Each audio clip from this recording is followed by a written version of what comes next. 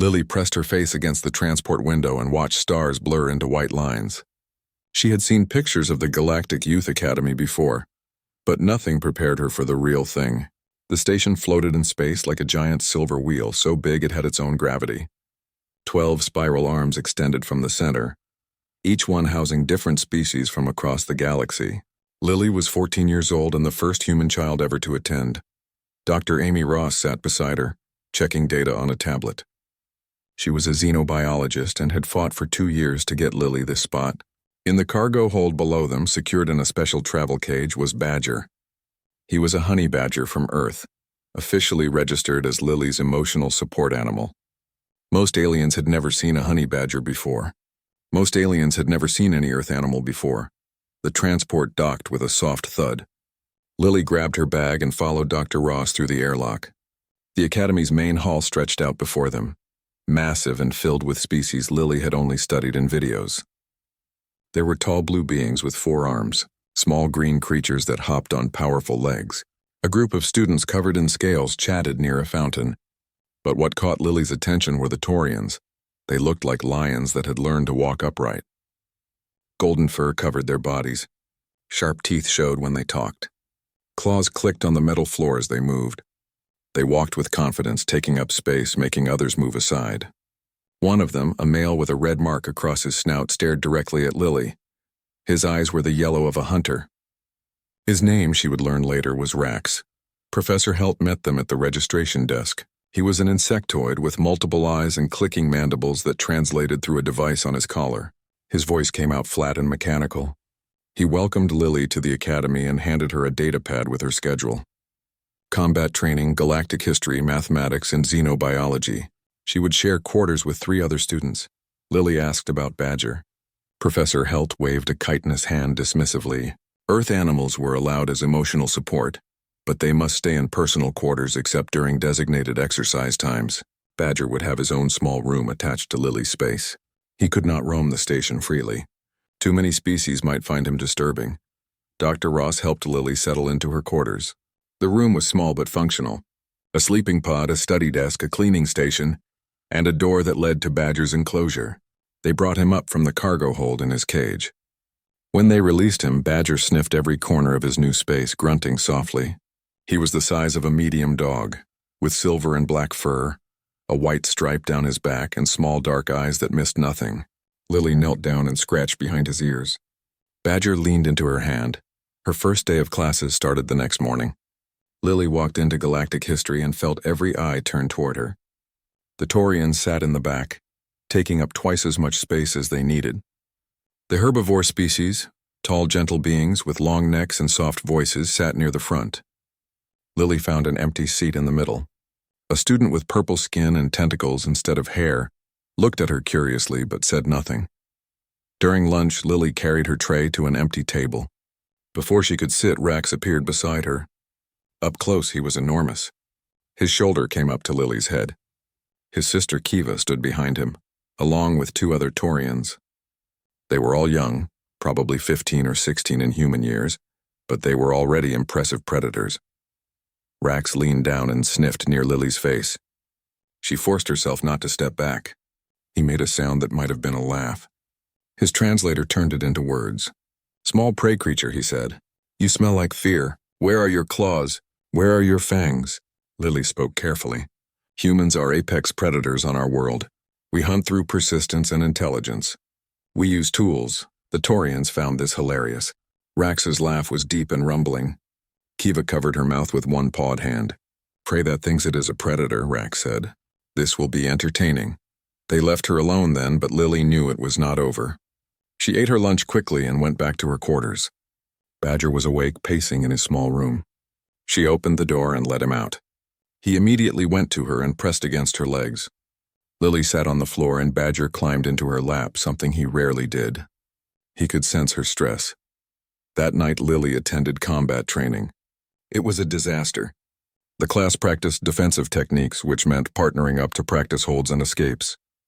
Lily was paired with a herbivore student named Pell, who was still twice her size. Every movement felt clumsy. Every technique failed. Across the room, the Taurians practiced with fluid grace their natural weapons, making them formidable even in basic drills. After class, Rax cornered her in the hallway. "You do not belong here, little prey. This academy is for real species, strong species. You should go back to your soft planet before someone mistakes you for food." Lily wanted to argue, to defend Earth and humanity, but her voice caught in her throat. Rax smiled, showing every one of his sharp teeth, then walked away. Kiva glanced back once, her expression unreadable, before following her brother. Back in her quarters, Lily told Badger everything. He listened, his small eyes focused on her face. She did not cry. She refused to cry. But she held Badger close and wondered if coming to the academy had been a terrible mistake. Outside her window, stars drifted past in silence. Somewhere out there was Earth, home, a place where she understood the rules. Here she was prey in a station full of predators, and no one seemed interested in proving otherwise. 3 days into her time at the academy, Lily learned that avoiding Rax was impossible. The station was large, but the student population used the same corridors, the same dining halls, the same recreational spaces. Everywhere she went, he seemed to appear. It started small. Rax would walk too close in the hallways, forcing Lily to press against the wall as he passed. His pack always traveled with him, 4 Taurians moving as a unit. They would laugh at private jokes while staring at her. During meals, they would sit at the table next to hers and make exaggerated sniffing sounds, claiming they could smell her fear across the room. Lily tried to ignore them.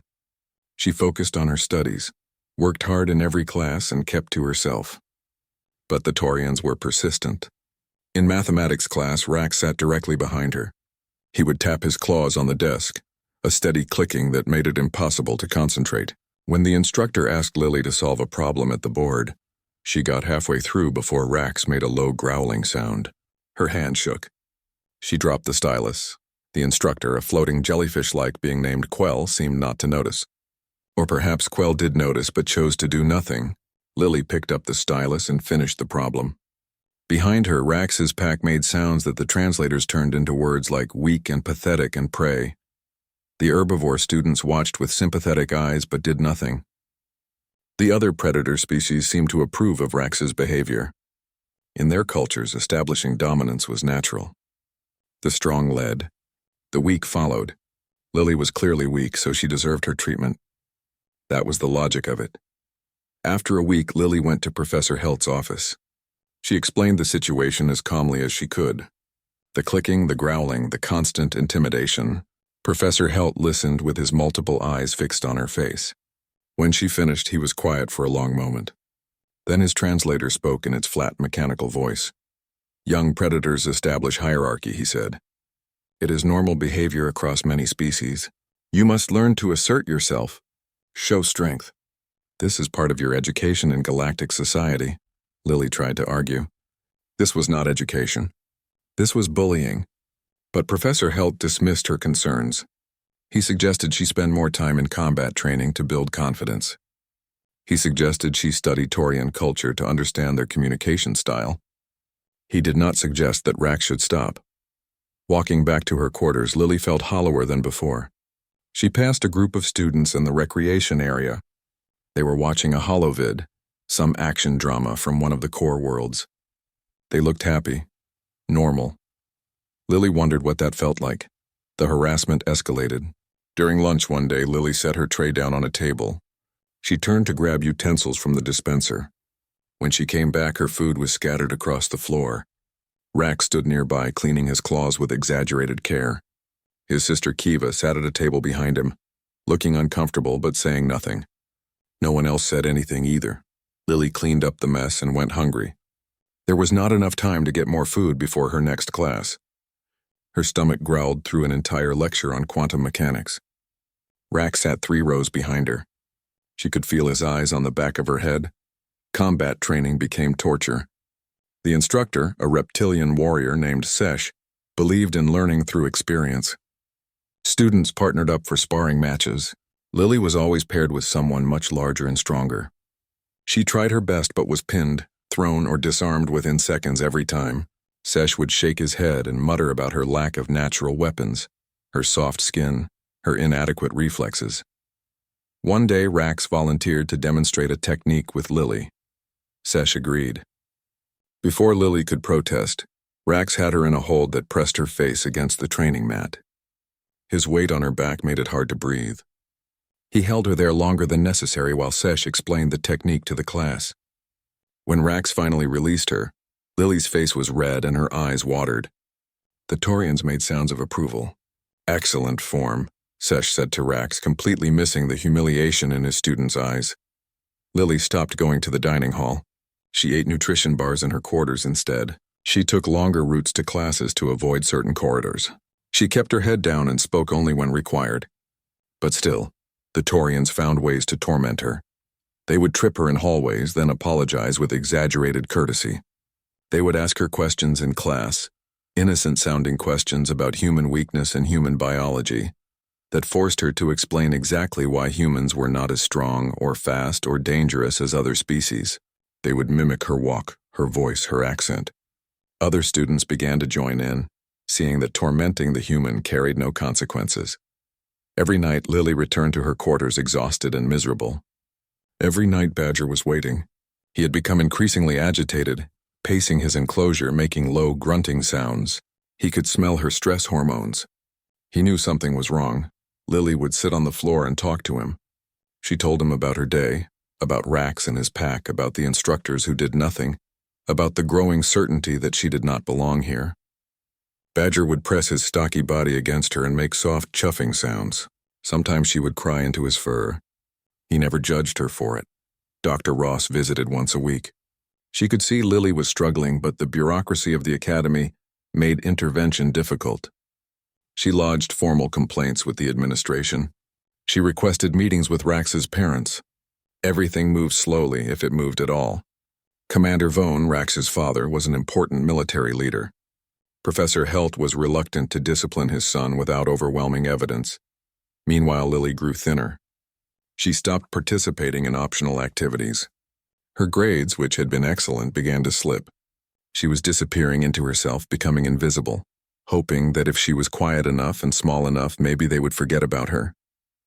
But predators never forget about prey. Rax seemed energized by her misery.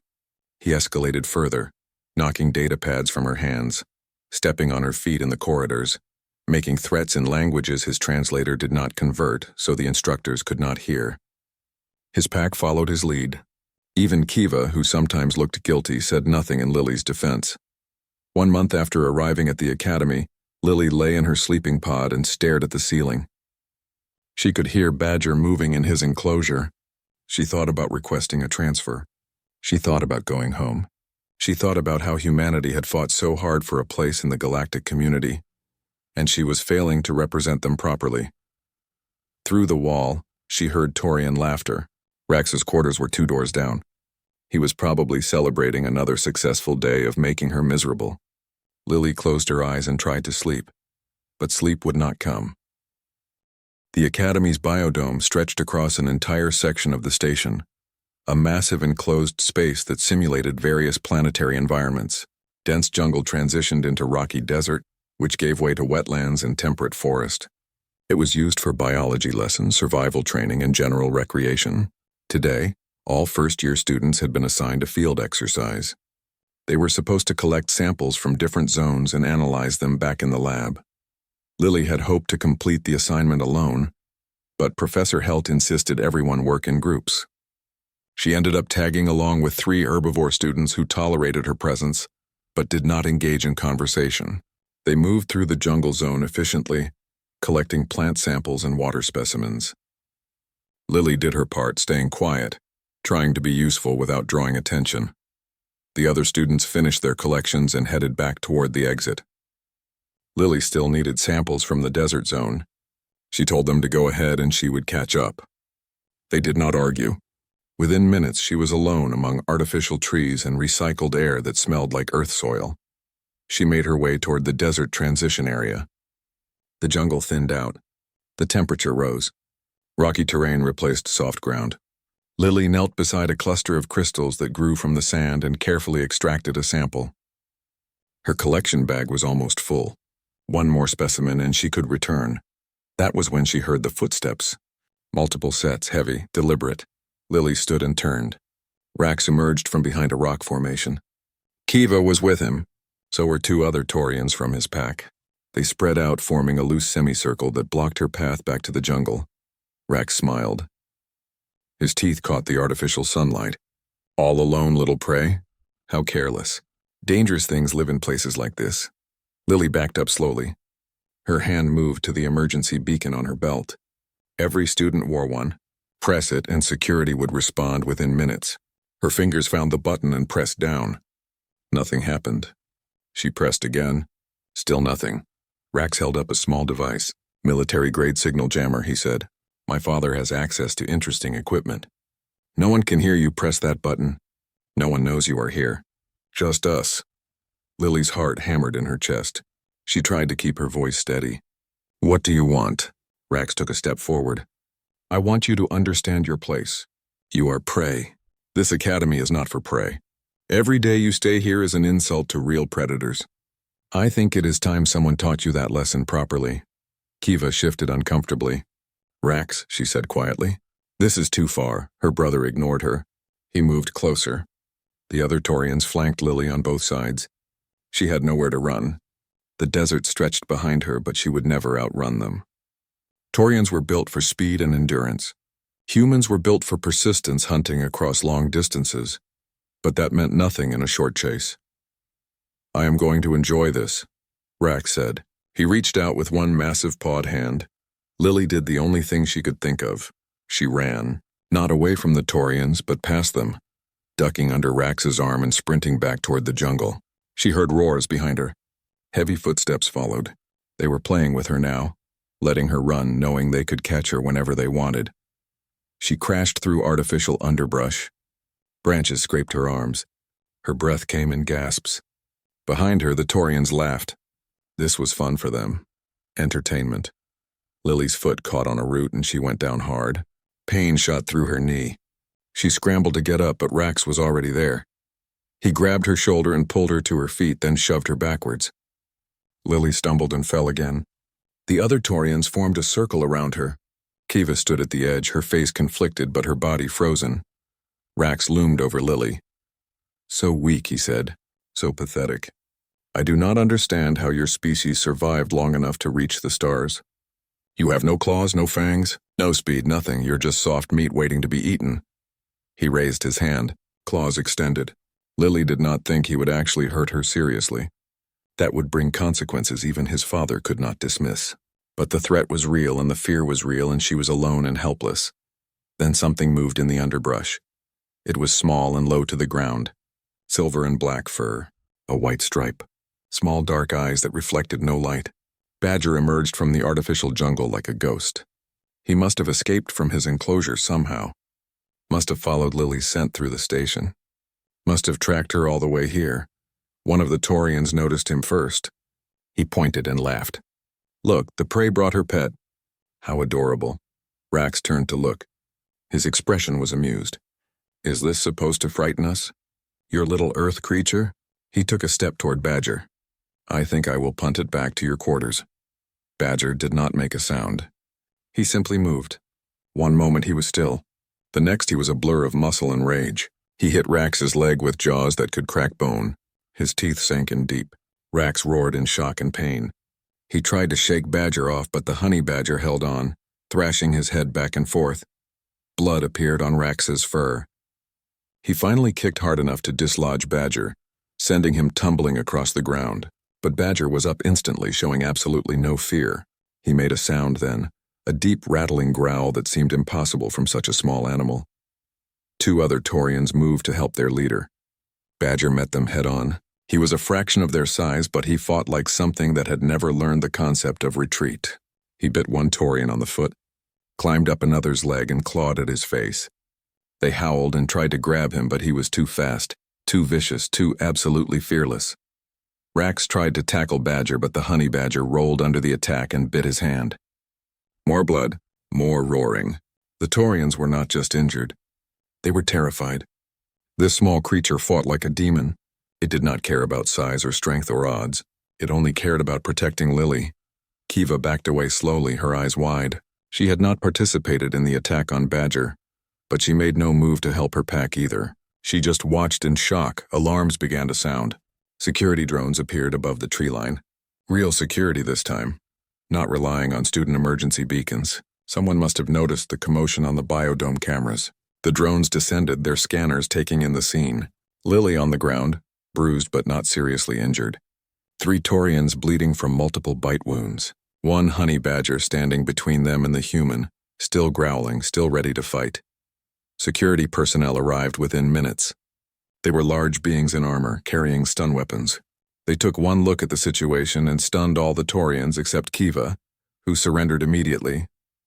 They tried to stun Badger too, but Lily screamed at them to stop. "He was protecting me," she shouted. "He saved me." The security chief, a massive reptilian covered in natural armor plates, examined the scene carefully. He reviewed drone footage on a handheld screen. His expression changed from irritation to surprise to something like respect. He looked at Badger, still standing guard over Lily despite being vastly outnumbered, and made a low rumbling sound. "Get medical teams here now," the security chief said into his communicator, "and someone notify Professor Helt. We have a major incident." The medical bay hummed with activity. Lily sat on an examination table while a Kessian doctor, who looked like a walking stick insect with gentle hands, checked her for injuries. Minor bruises and scrapes, nothing serious. In the next room, separated by a transparent barrier, 3 Taurian juveniles were being treated for bite wounds. Dr. Amy Ross burst through the doors and immediately went to Lily. She checked her over despite the doctor's assurances, then pulled her into a hug. When she finally let go, her expression was a mixture of relief and fury. "We are getting you out of here," she said. "This ends now." But Lily was not looking at Dr. Ross. She was looking at the treatment room where a Taurian doctor examined Rax's leg. The doctor was speaking to a colleague, and although the transparent barrier muffled sound, their body language said everything. They were astonished. One of them pulled up a holographic display showing the bite pattern. They zoomed in, enhanced the image, and shook their heads in disbelief. Security Chief Grath stood nearby, reviewing footage on multiple screens.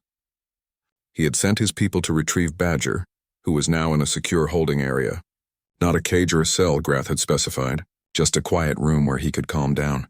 The honey badger had been furious when separated from Lily, attacking the transport container until sedation darts finally slowed him. Professor Helt arrived with Commander Vone. The Taurian commander was huge even by his species standards, his fur marked with battle scars, his bearing radiating authority. His eyes locked on the treatment room where his son was being bandaged. Then they turned to Lily. For a long moment, nobody spoke. Commander Vone broke the silence. "My son claims he was attacked by an earth creature without provocation." Dr. Ross stepped between the commander and Lily. "That is a lie, and the security footage will prove." Its security chief Grath gestured to his screens. "The footage is very clear, Commander. Your son and his pack cornered the human juvenile in an isolated area. They used a military signal jammer to block her distress beacon. They physically threatened her." The honey badger intervened in defense of its companion. "Show me," Commander Vone said. They watched the footage together. Lily saw it from an external perspective for the first time, saw herself running, falling. Rax standing over her with claws extended. Then Badger appearing like something out of legend, small but absolutely fearless. The attack was brutal and efficient. Honey badgers had evolved to fight off lions, hyenas, and leopards on Earth. 3 juvenile Taurians, no matter how dangerous, were not beyond his capability. When the footage ended, Commander Vone was quiet. His expression was unreadable. Professor Helt fidgeted with his translator device. Finally, the commander spoke. "What is that creature?" Dr. Ross pulled up information on her datapad. Mellivora capensis, honey badger, native to Earth, known for exceptional ferocity, pain tolerance, and defensive aggression. Despite their size, they regularly defend themselves against much larger predators. Thick skin provides natural armor. Powerful jaws can crack bone. Fearless temperament makes them one of the most dangerous animals relative to their size on our planet. Your planet allows juveniles to keep such creatures as companions? Commander Vone's tone was incredulous. Dr. Ross nodded. Humans have a long history of forming bonds with other predator species. We have domesticated wolves into dogs. We keep cats, which are ambush predators. Some humans even form relationships with bears, large reptiles, and big cats. The honey badger was specifically chosen for Lily because of its protective nature and emotional intelligence. In the treatment room, the Taurian doctor was explaining something to his patient. Rax looked pale under his golden fur. His leg was heavily bandaged. One of his packmates had claw marks across his snout that would scar. They had underestimated Earth creatures, and it had cost them. News of the incident spread through the academy like electricity. Within hours, every student knew what had happened. A human's companion animal, something small and seemingly harmless, had injured multiple Taurian juveniles. The story grew with each retelling. Some versions had Badger as big as a wolf. Others claimed he had venom. All agreed that Earth creatures were far more dangerous than anyone had believed. Students began researching Earth. They discovered horrifying facts. Earth was classified as a high-gravity death world. Its biodiversity included millions of species that could kill in countless ways. Venom, claws, teeth, crushing strength, parasitic infection, disease. The humans had evolved alongside all of this and somehow survived. More than survived. They had thrived and reached the stars. Someone found footage of African wild dogs hunting, of saltwater crocodiles taking down water buffalo, of polar bears which could weigh half a ton and run faster than a human, of Brazilian wandering spiders whose venom caused excruciating pain, of blue-ringed octopuses the size of a fist that carried enough toxin to kill 26 adult humans, of box jellyfish, of poison dart frogs, of every terrible thing that lived on humanity's homeworld. And then they found footage of humans interacting with these creatures, swimming with sharks, hand-feeding bears, keeping venomous snakes as pets, riding horses which were explained as 1,000-pound prey animals with powerful kicks, training dogs descended from wolves to live in their homes and protect their children, raising cats that would hunt and kill for sport. The galactic student body was simultaneously horrified and fascinated. Humans were not just persistence hunters. They were apex predators who had learned to forge alliances with other apex predators. No other species did this. Herbivores feared predators. Predators competed with predators. Only humans befriended them. In the cafeteria, conversations stopped when Lily entered. Not with mockery this time, but with wary respect. Students moved aside as she passed. Some stared openly. Others whispered behind hands and tentacles and appendages. She got her food and sat alone, as always. But the quality of the isolation had changed. Before, she had been dismissed as weak. Now she was unknown. Unknown was dangerous. Professor Helt called a mandatory assembly. Every student packed into the main auditorium. Hilt's mechanical voice echoed through the space. He addressed the incident in the biodome, explained that all parties had been interviewed, confirmed that the human juvenile had acted in self-defense, assisted by her registered companion animal. Then he did something unexpected. He invited Dr. Ross to speak about Earth and humanity. She accepted. Dr. Ross stood before hundreds of alien juveniles and told them the truth about humans. She explained persistence hunting, how early humans would chase prey for hours until the animal collapsed from exhaustion. She explained tool use, how humans compensated for physical weakness with intelligence and creativity. She explained social bonds, how humans formed packs not with their own species alone but with any creature that showed loyalty. She showed them more footage. Humans saving beached whales. Humans rescuing animals from disasters. Humans forming unlikely friendships with wild dolphins, with ravens, with elephants. And yes, humans training and keeping dangerous predators not as slaves but as family. Some of you believe humans are prey, Dr. Ross said. Her voice was strong and clear. You believe we are weak. But weakness and strength are not about size or claws or fangs. They are about adaptability, intelligence, and the courage to face a dangerous universe with tools and allies. Humans survived a death world. We climbed to the top of our food chain not through raw power but through cooperation and persistence. We are here to learn alongside you, not to dominate or submit. We ask only for the same respect you would show any other species. The auditorium was silent when she finished. Then slowly some students began to make sounds of approval. Not all. Many predator species still looked skeptical. But the seed of understanding had been planted. That night, Commander Vone withdrew his complaint against Badger. He released a statement saying his son had dishonored himself and would face consequences within their family. Rax was confined to quarters pending an investigation. The other Taurians involved received similar restrictions. Lily was allowed to visit Badger in his holding room. He was calm now, the sedation worn off. When he saw her, He made a soft chuffing sound and pressed against her legs. She sat on the floor and held him, and for the first time in weeks she felt safe. Badger was returned to Lily's quarters under strict supervision. Security Chief Grath personally oversaw his enclosure upgrades, adding multiple redundant locks that only Lily could open with her biometric signature. The honey badger had demonstrated he could escape when motivated, so they made sure he would not need to. Lily received permission to bring him to classes under controlled conditions. He would wear a harness. She would keep him close. Any sign of aggression toward other students and the privilege would be revoked immediately. The first time Lily walked through the corridors with Badger at her side, students scattered. They pressed against walls, ducked into doorways, fled entirely. Badger ignored them all. He stayed close to Lily, his eyes forward, his posture relaxed. He was not interested in attacking anyone. He never had been. He only cared about protecting his human. Slowly, cautiously, students began to approach. Not the predators. They kept their distance, eyeing Badger with newfound respect. But some of the herbivore species, who understood fear intimately, recognized something in the honey badger's behavior. He was a protector, not a hunter. There was a difference. Pell, the herbivore student who had once been paired with Lily in combat training, worked up the courage to speak to her after class. He was nervous, his long neck twitching, but he managed to ask a question. "Does he always defend you like that?" Lily looked down at Badger, who was sniffing a wall panel with mild interest. "Yes," she said. "Honey badgers bond with their companions. If they think you are threatened, they will fight anything. Size does not matter to them. Danger does not matter. They just fight." Pell considered this. "On my world, we have creatures that sound similar. Small but fierce. We call them guardians. We respect them." He hesitated. "I should have spoken up before. When the Taurians were tormenting you, I am sorry." It was the first apology Lily had received from anyone except Dr. Ross. She did not know what to say. She settled for a simple thank you. Word of Pell's apology spread.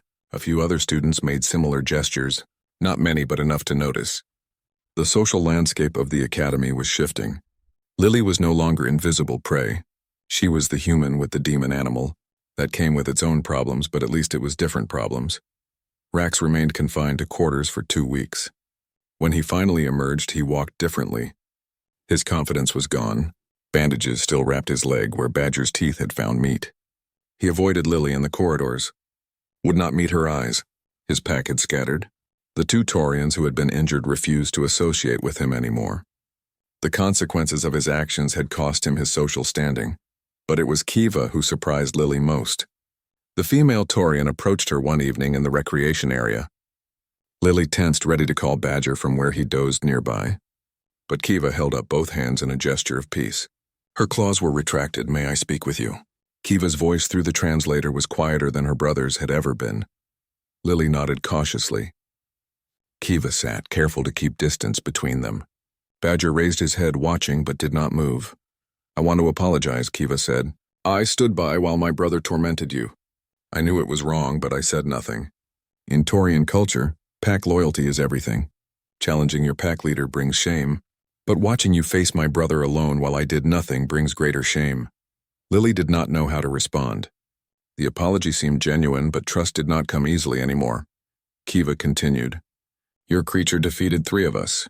That should not be possible. We are Taurians. We are bred for war. But your honey badger did not care about our strength or our teeth or our reputation. He only cared about protecting you. In our culture, we value strength above all things. I am beginning to understand that strength takes many forms.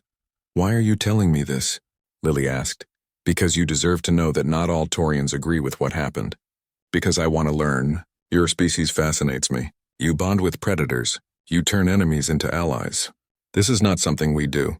She paused. "I would like to understand how they talked for over an hour."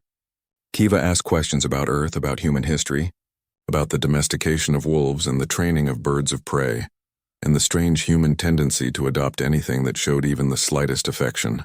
Lily found herself explaining concepts she had taken for granted, that humans did not see other species as competition, but as potential companions. That loyalty mattered more than hierarchy, that protecting the vulnerable was considered honorable, not weak. Other students began to gather, drawn by the unusual sight of a Taurian and a human having a civil conversation. Some listened openly. Others pretended not to while clearly eavesdropping. When Lily mentioned that humans had eradicated diseases, saved endangered species, and spent vast resources protecting animals that could not benefit them in any way, several students made sounds of disbelief. Why? Someone asked. Why waste resources on creatures that cannot help you survive? Lily thought about how to explain empathy to species that might not have a word for it. Because they matter, she said finally. Because a universe with more life is better than a universe with less. Because we can, so we should. The concept seemed to genuinely confuse several students. But others, particularly the herbivores, understood immediately. They knew what it meant to be vulnerable. They knew what it meant when someone stronger chose protection over predation. Professor Helt released a new station-wide policy the next day. All students were required to attend workshops on interspecies sensitivity. Bullying would result in immediate expulsion, regardless of the aggressor's species or social standing. Companion animals registered as emotional support were to be treated with the same respect as any student. Security would be increased in all common areas. The changes were not perfect. Some students resented them. Rax's supporters muttered about humans receiving special treatment. But the majority understood that something had shifted. The Academy could not claim to promote galactic cooperation while allowing systematic torment of its students. Combat training changed too. Instructor Sesh, after watching footage of the biodome incident multiple times, added new lessons to his curriculum.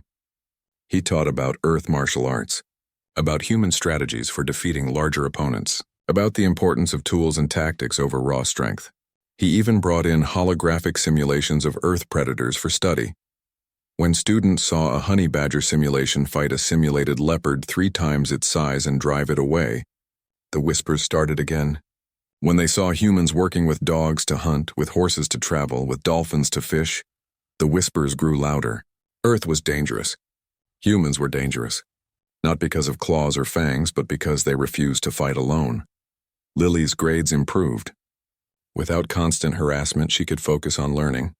She discovered she was quite good at xenobiology, understanding alien life through the lens of Earth's incredible biodiversity. She started a small study group with Pell and 2 other students. Kiva asked to join. Lily said yes. Badger became something of a station celebrity. Students would stop Lily in the corridors to ask about him. Could they see him? Could they learn about honey badgers? Some brought datapads with questions about Earth animals. Lily found herself giving impromptu lectures on everything from ants to elephants. Dr. Ross watched these developments with satisfaction. She had always believed humans could integrate into galactic society. Now she had proof. Not through dominance or submission, but through demonstrating what made humanity unique. The capacity to forge bonds across species lines. The willingness to protect those bonds with everything they had. One evening, Lily received a message on her datapad. It was from Rax, short, formal. He apologized for his behavior, acknowledged he had dishonored himself and his family, made no excuses. The message ended with a single line. Your creature taught me what my father's warriors could not. Some battles cannot be won with strength alone. Lily showed the message to Badger, who was not interested in Torian apologies. He was more focused on the treat she had saved from dinner. She scratched behind his ears and smiled. Around them, the station continued its rotations through space, home to hundreds of species learning to coexist. It was not perfect. Problems remained.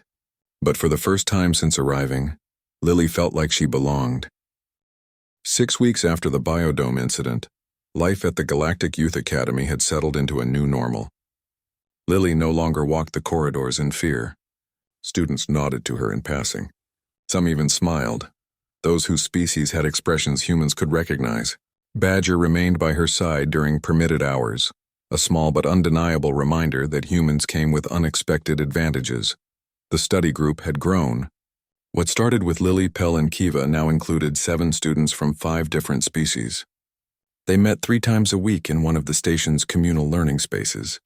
Tonight they were working on a xenobiology project, cataloging the different respiratory systems across known species. Lily found the work fascinating. Pell kept making jokes that translated poorly but made everyone laugh anyway. Kiva contributed insights from Torian military biology training. It was comfortable, normal, good. Then the alarm started. Emergency lights flashed red throughout the station. A mechanical voice echoed from every speaker. Structural failure in Section 7.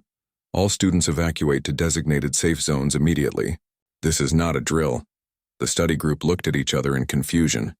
Section 7 was one of the older parts of the station, used mostly for storage and maintenance. Few students went there. They gathered their materials and joined the flow of bodies heading toward the safe zones. Evacuation procedures were drilled monthly. Everyone knew where to go. Lily was halfway to her designated zone when she heard someone shouting behind the crowd noise. She turned. A small reptilian student, maybe 12 years old, was crying and pointing back toward Section 7. Her clutchmate was trapped, she said. They had been exploring areas they were not supposed to explore.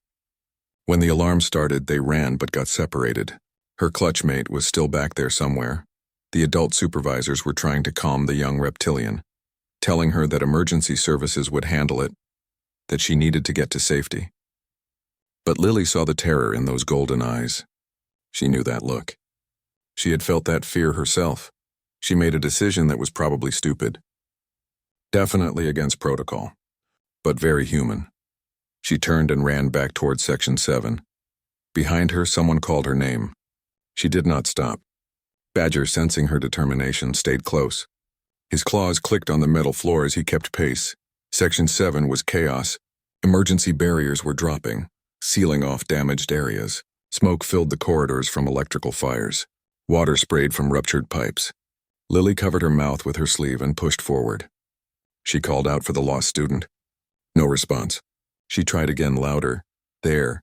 A weak cry from behind a collapsed support beam. Lily climbed over debris and found him. A young reptilian, scales scraped and bleeding, pinned under a piece of fallen ceiling. He looked at her with eyes that expected death. Lily assessed the situation. The beam was too heavy for her to lift alone. She needed help. Footsteps behind her. Lily turned, ready to fight or flee depending on who had followed. It was Kiva. The Taurian surveyed the scene quickly. Her military training showed in the efficiency of her movements. We need to lift together, she said. On 3, they positioned themselves on either side of the beam. Kiva counted down. They lifted. The beam moved, but not enough. The young reptilian whimpered. Badger circled them, agitated, wanting to help but unable to effect something so large. More footsteps. Pell arrived. His long neck ducked to fit through the damaged doorway. Behind him came 2 more students from their study group. Then 3 more Lily did not know as well. Then others. Students who had heard what was happening and chosen to help instead of seeking safety. They grabbed the beam together. 9 students, 6 species, all pulling in unison. The beam lifted. Someone grabbed the injured reptilian and pulled him free. They lowered the beam carefully and immediately started helping the young student toward the exit. The corridor groaned. More ceiling panels cracked. This section was going to collapse completely. They needed to move now. The group ran, supporting the injured student between them. Emergency barriers dropped behind them, one after another, sealing off Section 7 entirely. They made it through the last barrier with seconds to spare. In the safe zone, medical personnel immediately took charge of the injured student.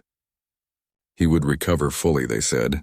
Bruises and minor fractures, but nothing permanent. His clutchmate threw herself at him, crying in relief. Their family would be notified. Everything would be fine. Security Chief Grath arrived shortly after.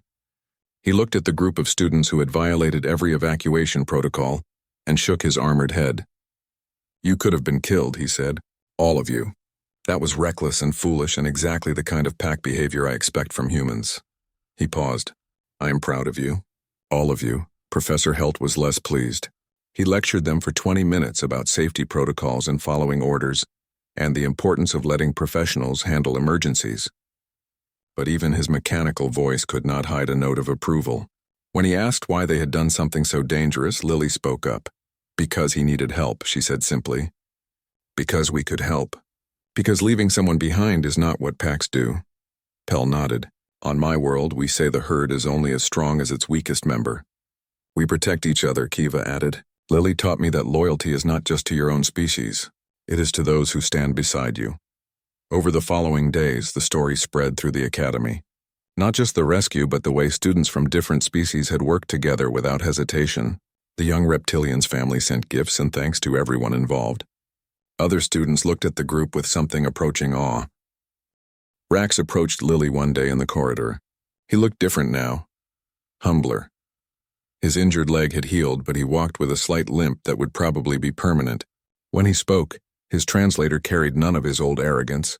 "You went back for someone you did not know," he said. "You risked your life for a juvenile of a species you had never spoken to. This is not rational behavior."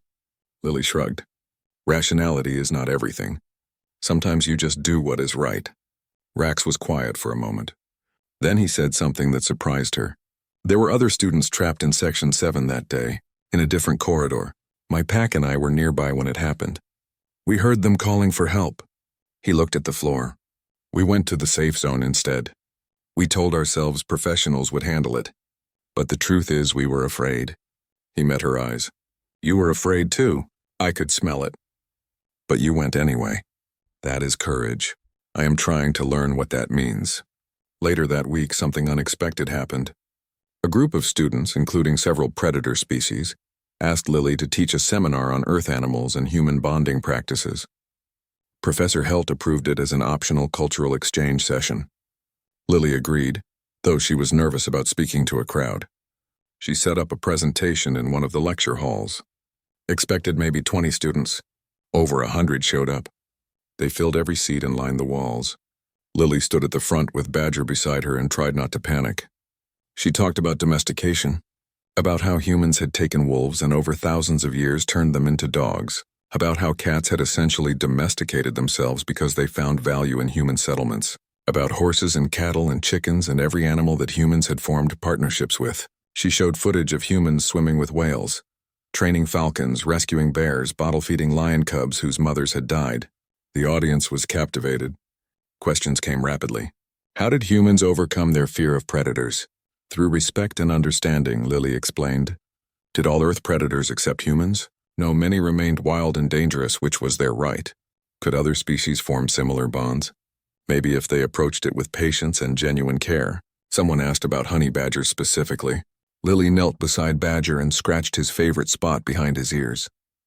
He looked up at her with complete trust. "Honey badgers are special," she said. "They are fierce and independent.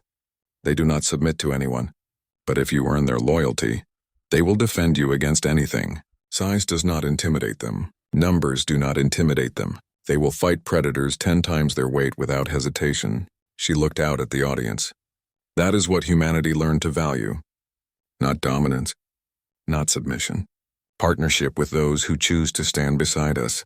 After the seminar, students lined up to meet Badger personally. Under Lily's supervision, some were allowed to carefully touch his fur. He tolerated it with surprising patience, seeming to understand these beings meant no harm. A few students asked if they could learn more about Earth animals, if they could visit Earth someday. Lily told them humans would welcome them. The semester continued. Lily's grades were among the highest in her year. She received acceptance into an advanced xenobiology track. Her study group became a permanent fixture, their friendship transcending species boundaries. Even some of Rax's former pack members began attending their sessions, seeking to understand what they had missed. On the last day before intersession break, when students would return to their homeworlds for rest, Lily stood at the observation deck with Badger and looked out at the stars. Dr. Ross joined her. "You did well," Dr. Ross said. "Better than we hoped. You showed them what humanity offers the galaxy." Lily thought about her first days at the academy. The fear, the isolation, the belief that she did not belong. She thought about Rax's torment and Badger's defense and everything that had followed. She thought about the students who had run back into danger to save someone they barely knew. "I did not do it alone," Lily said. Badger helped. Kiva helped. Even Rax helped in a strange way by forcing everyone to see that assumptions can be wrong. Dr. Ross smiled. "That is also very human," giving credit to the pack. She looked out at the stars. Humanity spent thousands of years learning to work together, learning to forge bonds across boundaries that seemed impossible. Now we get to teach the galaxy what we learned. Lily reached down and scratched Badger's head. He made a contented sound. Somewhere in the station, students from dozens of worlds were preparing to return home with stories about the human and her fierce protector, stories about courage and loyalty, and the strange species from Earth that turned predators into family.